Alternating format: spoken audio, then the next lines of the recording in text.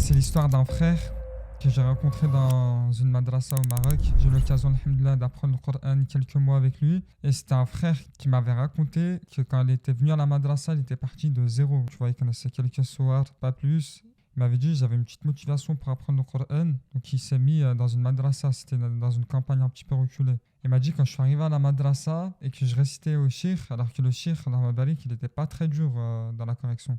Il m'a dit, au début, il me corrigeait tellement qu'un jour, je suis allé aux toilettes, j'ai pleuré, il m'a dit. J'ai pleuré, je me suis dit c'est trop dur. J'ai tout arrêté pour apprendre le Coran, mais là j'ai l'impression que je vais lâcher, tu vois. Il n'en pouvait plus. Quelques temps plus tard, j'y suis retourné avec mon prof de Coran pour rendre visite aux frères là-bas dans la madrasa. Puis pendant notre révision, mon prof il a entendu une voix se démarquer.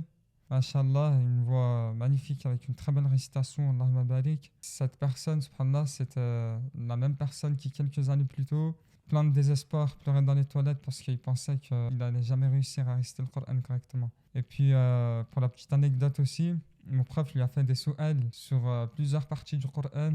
Elle était comment sa révision? Sa révision, elle était impeccable, intacte, Allahumma barik. Et frère, tout ça, c'est pour vous dire que d'où que vous partiez, du niveau que vous avez, Inch'Allah, vous pouvez rapidement atteindre un très bon niveau de récitation. Inch'Allah, il n'y a aucune barrière. Celui qui est motivé et qui a envie et qui a une sincère intention, il pourra aller très très loin, Inch'Allah.